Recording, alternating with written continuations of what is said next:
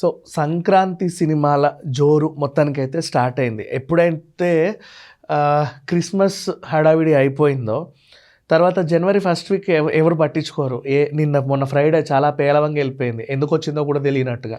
అసలు అది ఫ్రైడే అన్న విషయం 10 మంది చెబితే క్యాలెండర్ చూస్తే తప్ప ఓహో ఈరోజు ఫ్రైడేనా అని తెలియలేని పరిస్థితి అట్లా వెళ్ళిపోయింది. ఇకపోతే సంక్రాంతికి ఫ్రైడే, సాటర్డే, సండేతో సంబంధం లేదు. ఫస్ట్ 9th రాజాసాబ్ వస్తుంది. దానికి సంబంధించిన టీజర్లు, ట్రైలర్లు అన్నీ చూసేశారు. అండ్ ట్విస్టులు అంటే ఏమేమి ఉండబోతున్నాయి ఇవన్నీ కూడా ఆల్మోస్ట్ తెలుసుకున్నారు, మాట్లాడుకున్నారు, బాగానే ఉంది. నెక్స్ట్ ఇంకేముంది, భర్త మహాశయులకు విజ్ఞప్తి, దానికి సంబంధించిన ట్రైలర్లు, టీజర్లు కూడా వాళ్ళు జరుపుకుంటున్నారు. సాంగ్స్ కూడా రిలీజ్ చేసుకుంటున్నారు. నెక్స్ట్ ఆ తర్వాత ఏముంది, నారీ నారీ నడుమ మురారని శర్వానంద్ ఎలాంటి హడావిడి అయితే ఇప్పటివరకు మొదలు పెట్టలేదు. మరి లాస్ట్ వరకు ఏం చేస్తారో చూడాలి. ఇకపోతే నవీన్ పోలిశెట్టి కూడా ప్రమోషన్ స్టార్ట్ చేశాడు. He is also very happy. తనకు బాగా సూట్ అయ్యేది ఏంటంటే హ్యూమర్, అదే ఎంచుకొని వస్తున్నాడు కాబట్టి ఏదో విధంగా నెట్టుకొస్తాడని అనిపిస్తుంది. సో వాళ్ళ ప్రమోషన్స్ కూడా ఓకే. ఇప్పుడు మాట్లాడుకునేది ఏంటంటే మన శివశంకర వరప్రసాద్ గారి గురించి మాట్లాడుకోవాలి. ఎందుకంటే ఈ సంక్రాంతికి పెద్ద పెద్ద హీరోలు అందరూ కలిసి వచ్చే సినిమా అదే కాబట్టి. ఇక వెంకటేష్ గారు అంటావా, అప్పుడెప్పుడో సీతమ్మ వాకిట్లో సిరిమల్ల చెట్టు నుంచి మొదలు పెడితే ప్రతి సంక్రాంతికి వెంకటేష్ గారు రావడం ఒక ఆనవాయితీలాగా అయిపోయింది. So it's okay. And Chiranjeevi గారు సంక్రాంతికి మనకి వాల్తేరు వీరయ్య నుంచి చూసుకుంటే అప్పుడప్పుడు సంక్రాంతికి వచ్చి హడావిడి చేసి వెళ్ళడం కూడా మనం రొటీన్గా చూస్తూనే ఉన్నాం. కాకపోతే నిన్న రిలీజ్ అయిన ట్రైలర్ ఏమైందంటే, చిరంజీవి గారికి ఎక్కువ మాస్ ఇమేజ్ ఉంది, వెంకటేష్ గారికి ఎక్కువ ఫ్యామిలీ ఇమేజ్ ఉంది. ఆ క్లైమాక్స్లో డైలాగు, నువ్వేంటి ఇంత మాస్ ఎంట్రీ ఇచ్చావంట, నువ్వు మాత్రం ఫ్యామిలీ సైడ్కి రాలేదా అని చెప్పేసి. సో అక్కడ కొంచెం అంచనాలు పెరిగిపోయాయి. నెక్స్ట్ ఇంకొకటి ఏంటంటే, నయనతారతో అనిల్ రావిపూడి స్టార్టింగ్ అప్పుడెప్పుడో ఒక ప్రమోషనల్ వీడియో చేశారు. తర్వాత ఆవిడే వచ్చి అనిల్ గారు ప్రమోషన్ అంటే ఈయన షాక్ అయ్యి ఇంకో వీడియో చేశారు, ఆ బాస్ కొంచెం సైడ్కి టర్నింగ్ ఇచ్చుకోండి అని చెప్పేసి.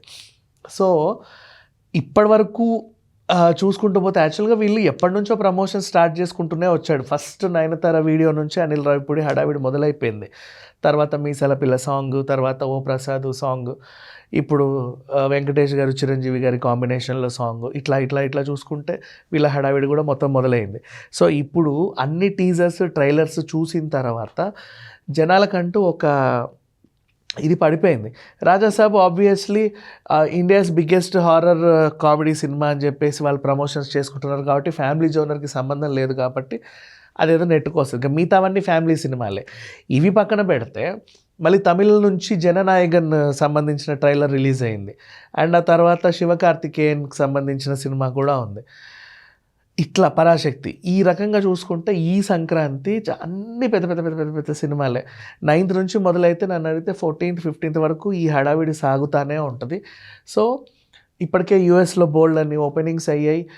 మంచి రెస్పాన్స్ వస్తుంది జననాయకన్కి అండ్ అలాగే రాజాసాబ్కి, మన శివశంకర్ వరప్రసాద్కి కూడా అక్కడ మంచి మంచి ఓపెనింగ్స్ అయితే ఉన్నాయి ప్రజెంట్ సిట్యువేషన్. నౌ ఎవరు విన్నరు ఎవరు రన్నర్ అంటే, సంక్రాంతికి ఎప్పుడైనా సరే రేసు వీళ్ళు విన్నరు వాళ్ళు విన్నరు అని మాట్లాడకూడదు. ఎందుకంటే సంక్రాంతి పండగకి ఆల్మోస్ట్ అందరూ కూడా ఫ్యామిలీతో వెళ్ళి ఒక మంచి సినిమా చూడాలనుకుంటారు కాబట్టి అన్ని సినిమాలు ఆడతాయి A to Z. కాకపోతే ఇక్కడ పెద్ద పెద్ద స్టార్స్ అందరూ వస్తున్నారు కాబట్టి రెమ్యునరేషన్స్ పరంగా ఇది పెద్ద బడ్జెట్ సినిమా అనుకోవాలి. రాజాసాబ్ టెక్నికల్ పరంగా పెద్ద బడ్జెట్ సినిమా. జననాయకన్ కూడా టెక్నికల్ పరంగా పెద్ద బడ్జెట్ సినిమాని, ఎందుకంటే ఆయన లాస్ట్ సినిమా కాబట్టి మొత్తం ఇప్పుడు క్రౌడ్ ఎక్కువ ఉండే సినిమాలకి ఇప్పుడు కెమెరా పెడితే క్రౌడ్. సో అది కూడా హెవీ బడ్జెటే. ఇకపోతే డీసెంట్ సినిమాలు అంటే కొంచెం పర్వాలేదు బడ్జెట్ అనేది రవితేజది అండ్ నవీన్ పోలిశెట్టిది అండ్ శర్వానంద్ది. ఈ రకంగా చూసుకుంటే థియేటర్స్ని డిస్ట్రిబ్యూట్ చేయడం చాలా పెద్ద టాస్క్ ఇప్పుడు. ఎందుకంటే ఇప్పుడు 9th ఒక సినిమా వచ్చింది అంటే నిజంగా హిట్ టాక్ తెచ్చుకుంది అనుకోండి, జనాలు ఎగబడి చూస్తున్నారని మరి తీయలేం బలవంతంగా. అయినప్పటికీ కూడా ఎవరికి వాళ్ళ థియేటర్స్ కేటాయించుకోవాలి. సో కలెక్షన్స్ పరంగా ఏంటంటే ఎక్కువ థియేటర్స్ అందరికి డిస్ట్రిబ్యూట్ చేయాలి కాబట్టి స్లోగా లాంగ్ రన్ ఎక్కువ ఉంటుంది అంటే పాజిటివ్ టాక్ తెచ్చుకుంటే. జనవరి 26th వరకు ఈ టాక్ నడుస్తూనే ఉంటాయి. సంక్రాంతి హడావిడి మొదలవుతూనే ఉంటుంది. పాజిటివ్ టాక్ తెచ్చుకున్నవి నెక్స్ట్ వీక్ కూడా ఆడుతూ ఉంటాయి. అనిల్ రావిపూడి సినిమాలంటే ఖచ్చితంగా ఒక కామెడీ టైమింగ్ ఉంటుంది. అండ్ వెంకటేష్ గారు, చిరంజీవి గారు వీళ్ళందరినీ పెట్టుకున్నారు కాబట్టి